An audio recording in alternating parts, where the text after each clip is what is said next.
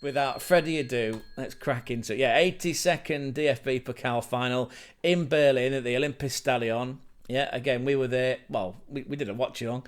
This was your lineup going into the game. This was Arminia Bielefeld, and why it was historic, and the reason we billed it as David versus Goliath is because Arminia Bielefeld were a Dritte Bundesliga. They were third tier, versus a team from the Bundesliga, a team that finished 9th in the Bundesliga in Stuttgart. Again, Stuttgart finished second last year in the Bundesliga. Second.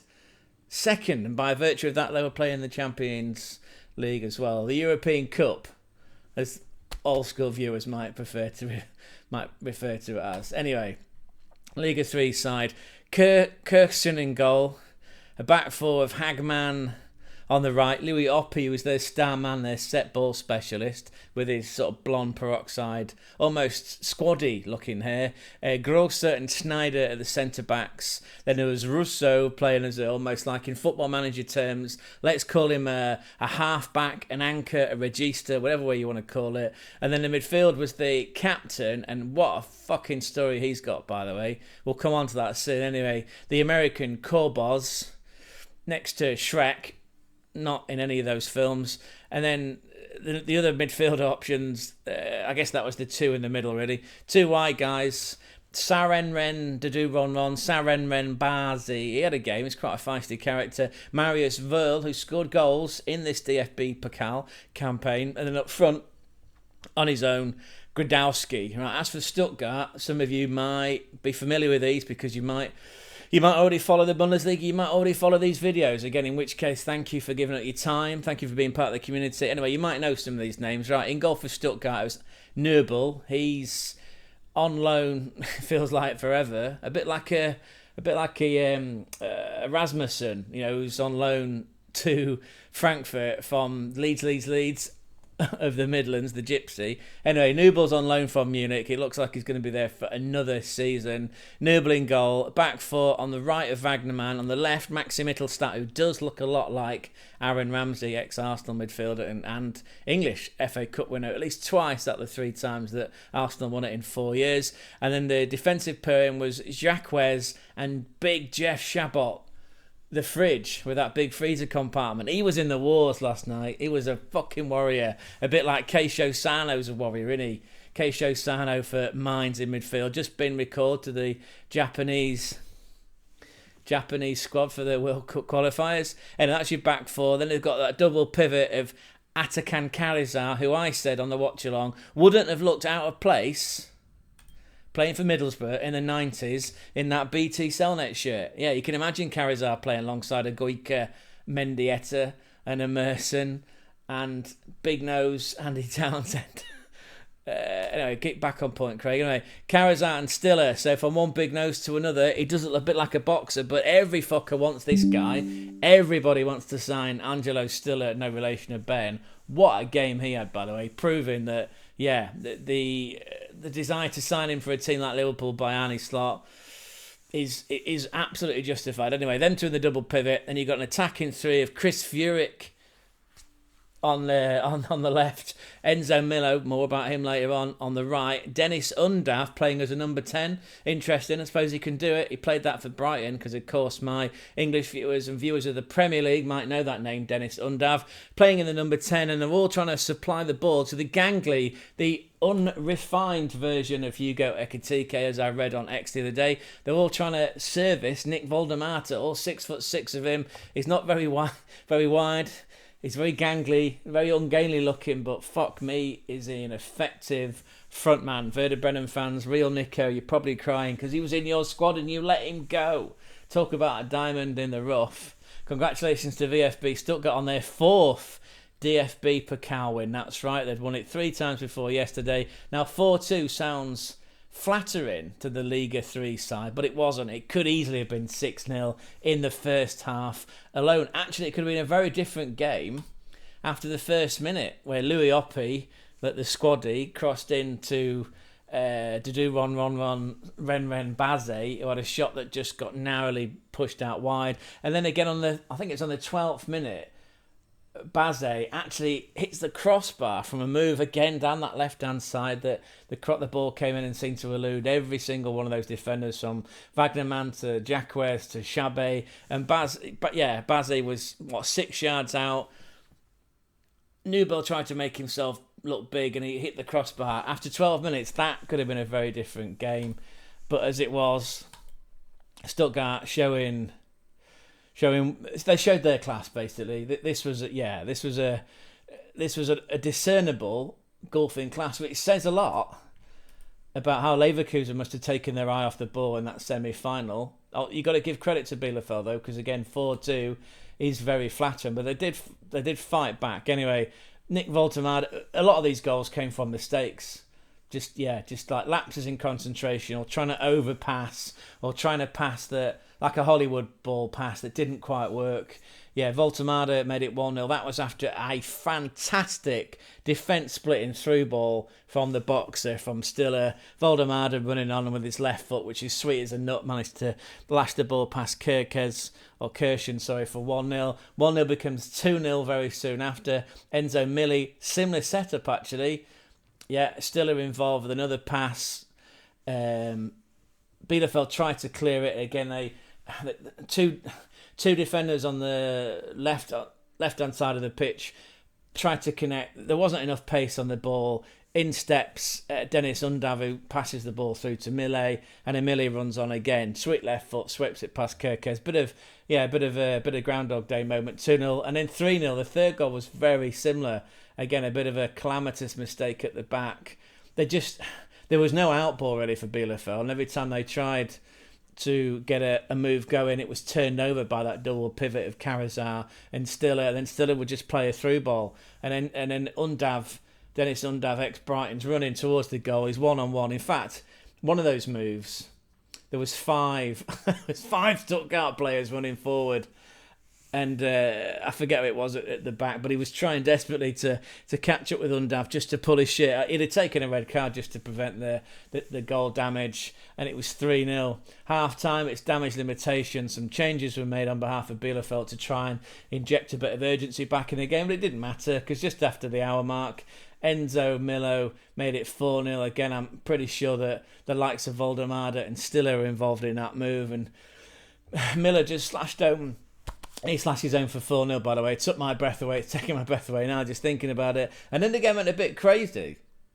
Yeah, a bit crazy. Julian Callier scored on the 82nd minute. That was a move down the right-hand side. So they switched the play this time. They were trying to attack down the right. It was in the corner, the corner flag in the final third of Stuttgart's end of the pitch. The cross comes in, and it was a lovely swept finish that ended up going in the top corner. There was nothing that Newbell could do about it. And with that goal, by the way, that's the first goal in the DFB Pokal final ever from a team playing in the third Liga, in the Dritte Bundesliga. So that was history in itself. We were billing this game as David versus Goliath, and the history boys, they did create history in that they did score, and then 1 became 2. This was a bizarre own goal. Again, just when it seemed that Bielefeld couldn't do anything, they resort to Wimbledon, AFC Wimbledon of the 80s. Long ball up from bounces. I'm sure it was that move again was in the right sort of area of the pitch towards the corner flag. There's a cross in, and it looked like Wagnerman was just trying to cushion a header back to Newbell. You know, like defenders sometimes do. They either chest it or they head it back to the keeper. But there was too much pace on the ball. And there was nothing that Newbell could do, and the ball ends up in the bottom corner, and you're thinking, right, that was on the 85th minute, so we've got 5 minutes, plus whatever stoppage time is going to be added on. Are we going to see the comeback? Are we going to see the history boys fight like they have done and knocked out 4 of the teams before them, including last year's holders, double winners, invincible winners, Leverkusen? Wasn't to be. There was 6 minutes of extra time. There were some other chances, but it just couldn't break for the Bielefeld team. But you've got to give it to them. And there was an interesting stat as well here, which is what's it here? Look, yeah. So that by virtue of winning the DFB Pokal, Stuttgart will now play in the Europa League next season, which is Cue the ticker tape, please, which is great for them. And then also, it's a 20-year trophy drought. This seems to be the season of teams ending that milestone, that millstone of trophy droughts, right? If you look at Crystal Palace with their first ever trophy win in their club history by winning the FA Cup, with Newcastle again, the Toon, why aye man, winning the League Cup, their first trophy for 70 years. And then Arsenal's Frauen, yes, let's not forget, Arsenal's ladies beating Barcelona in the Champions League final. Wow. A team that are just, against the Barcelona team that have dominated year after year. I suppose Arsenal's Frauen did go and pinch one of their better players. But anyway, yeah, a year of trophy drought ends, especially for Stuttgart. As it comments here, look, the cup run, the fairy tale wasn't to be, but, you know, there's a bit of a spoiler here, which I was going to call out, but I'll let them do it on our behalf. Not a bad season for Arminia Bielefeld, because a DFB Pokal final, and they were promoted. Yeah, let's get that ticker tape. Not just promoted, champions. So, yeah, Arminia Bielefeld ended up being promoted to the Zweite Bundesliga by being champions of the third Liga, which was fantastic. So not a bad season, and some good readies made that can be reinvested into the club in future transfers and paying off any debts that they might have. That's fantastic. Just a quick look at the Bielefeld squad where the goals came from. Kania, who was featured in one of those X posts before, the 23-year-old came up with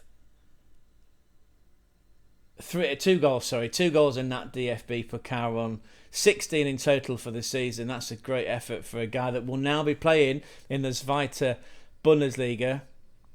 And again, where is the captain? Fantastic, with a fantastic story. Where's he gone? Mile Kurbos, there you go. He's the captain. He's American, 30-year-old. 8 goals for the season in 40 games across all competitions. And what a story, by the way. Here we go. This is Men in Blazers post on X. US midfielder Mile Kurbos, footballing resolve absolutely personified. A journeyman's career took him from playing at Rutgers University to Maryland to the 4th tier of Germany, and on Saturday, which he did on Samstag, he captained Arminia Bielefeld in the German Cup final at 30 years of age. Godspeed, Captain Jamaica. Yeah. We've got to clap that in for you, Captain Mile Kurbos then. And then for Stuttgart, their goals all season, a team that finished 9th in the Bundesliga, but of course, by virtue of winning their 4th DFB Pokal Cup, they'll be playing in the Europa League next season, along with Freiburg. Ermine Demirovic, who did come on as a substitute late on with his bleached blonde hair, that seems to be a bit of a theme. Nick Woltemade, Dennis Dovdav, Enzo Miller, and Jeff Shabbat, who went off as a substitute. Honestly, like, that guy stuck his entire body, every piece of his anatomy, even blocked one thunderbolt of his shot. I think it might have been from Kurbos with that big bunce of his. He went down injured. Yeah, he absolutely gave everything, did Big Jeff. Quick look at Dennis Undav, because of course he scored in that final. 9 goals in the Bundesliga, 3 assists. 2 goals in that DFB Pokal run, including that goal in the final. So 16 goals, 5 assists. So 21 goal involvements from the attacking midfielder, ex-Brighton and Hove Albion player. Quick look at Enzo Millo, 22-year-old Frenchman. Trust me, he is French. We'll see him later anyway on a social media post. He scored 3 goals in their DFB Pokal run, Stuttgart's DFB Pokal run, 2 in the final itself. 13 goals in all competitions, along with 8 assists. So 21 goal involvements from the 22-year-old attacking French midfielder, who can play in the centre or on the right with that sweet left foot. And then Nick Voldemade, yeah, the man of the moment, the 23-year-old ex-Werder Bremen, Real Nico. All you Werder Bremen fans are probably crying right now into your Weiss beer, your wheat beer. He scored 12 times in the Bundesliga, 2 assists as well, including that red card in the game against Werder Bremen, which there was probably an extra incentive for him to show that level of fight, considering that they did let him go. 17 goals in all competitions with 2 assists, so 19 goal involvements from the 23-year-old. Yeah, what a season for Nick Voldemade, the unrefined version of Hugo Ekitike. And let's have a look at the socials. This was beautiful. I love this one. This is Jörg Mann. I'm assuming that he went to the final in Berlin in that there beautiful chef's kiss of a camper van. Ole, ole, die Arminia ist da Berlin. Hashtag DFB Pokal with a trophy emoji. That is beautiful. Love that. We'll clap that one in. And then look at these scenes. Look at these limbs. Look at these. This is Alexanderplatz. This is like one of the main squares in Berlin. Look at that. Absolutely packed. I did read somewhere there was 100,000 people travelled from Bielefeld. Classic last one out, turn out the light. I'd have left that one dangling, you know, scribed on a bedsheet over a footbridge.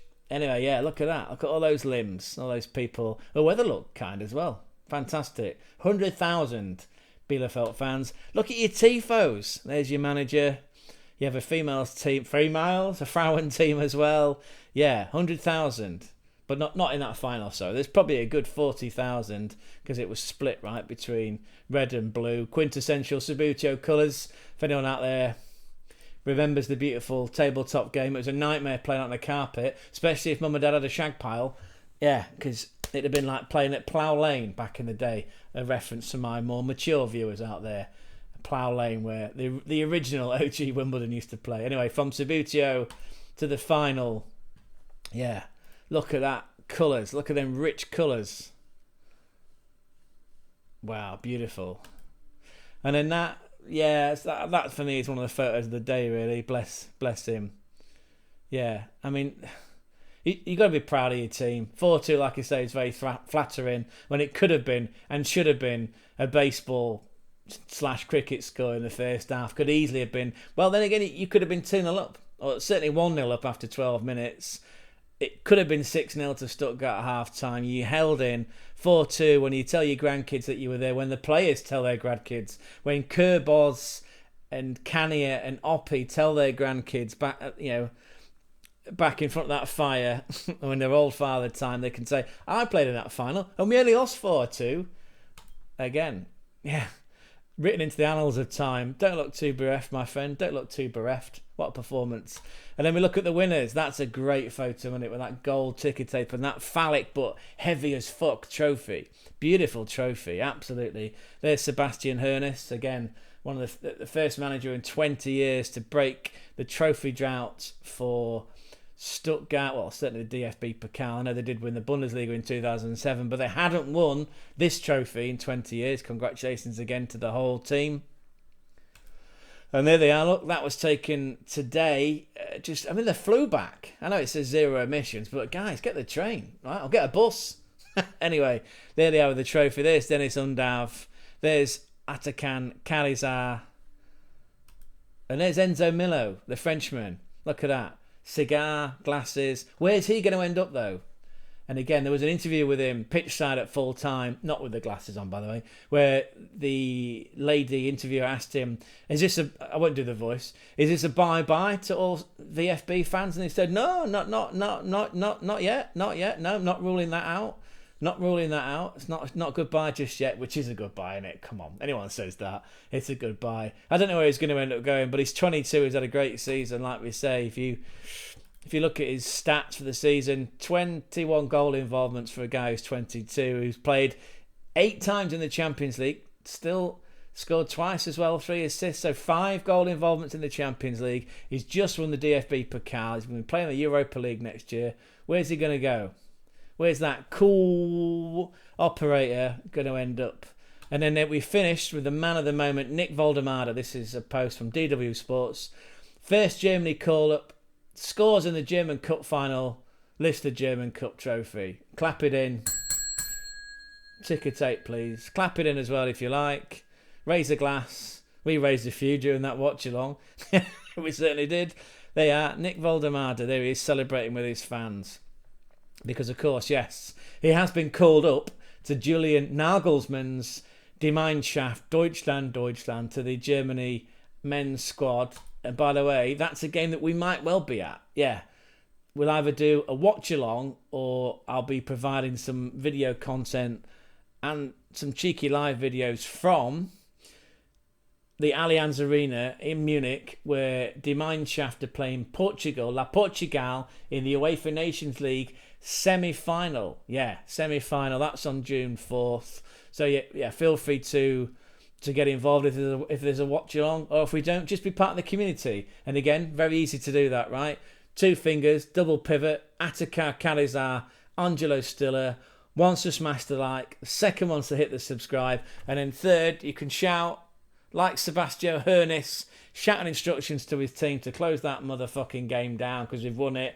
Shh, everyone calm down. We've won this one. Yeah, use that orifice to bring in your classmates, your workmates, your family when you're out and about and in with a shout. Bring everyone down, please. Come on. As we proved with the watch along, nobody gets singled out, nobody gets timed out. There's a lot of love in the room. It's a safe space. Real men cry too. Females. The Frauen are welcome too. Seems to be a place where we attract a lot of men, but that's fine. Because again, no one's judging. It's a safe space. Yeah, what's your views on the final? And I should say, just to round out, that was our prediction. Wasn't far off, was it? Wasn't far off at all. I mean, again, it could have been 6, 7, 8, 1, 8, 2. I think actually at one point in the stream, and because I'd never made enough graphics for a live watch along to cover all the score lines, when it got to 4, I had to make a graphic, and I accidentally made it 34. So somebody pointed out, hang on a second. If you were doing a shot, which I was trying to, for every single goal that went in, Christ, you'd have gone for a whole crate of spirits. Anyway, it wasn't 34-1 in the end, was it? It must be here somewhere. Here we go. Found it. It's not 34-1, is it? There's a Freudian slip there. Do you know it could have been? Could have been 34-1. Oh, it'll be alright in the night, they say. It'll be alright in the night. No one's judging. It was 4-2 in the end. What did you think of it, by the way? What did you think of the final? What do you think of the achievements of a Liga 3 team making it to the final? The first ever Liga 3 team to score in a DFB Pokal final. And Stuttgart. What do you think of Stuttgart's performance? Where do you think Enzo Millot's going to end up? And thoughts on Nick Voldemade, especially Werder Bremen fans. You must be sad that you let him go. Julian Nagelsmann was in the stand, by the way. He was in Berlin in the Olympic Stadion watching the 2 teams. Yeah, what do you think of all that? Hopefully you enjoyed it. Hopefully you were. If you feel free to go back and watch a VOD of the watch along, because we've got loads of content up there in that there vault. 115 videos, I believe we've done now in just over 3 months. We've got to 80 subscribers. We're on the push for 100, like I say. If you could smash that like, subscribe, tell your friends, tell your classmates, your workmates, your family while you're out and about and in with a shout. Bring everyone down. Anyway, we'll leave it there. Hopefully you enjoyed that. We're back again soon. If you're in the UK, enjoy your public holiday. If you're anywhere else, make the most of your time by watching all of our videos. Ciao, ciao. Ciao, ciao.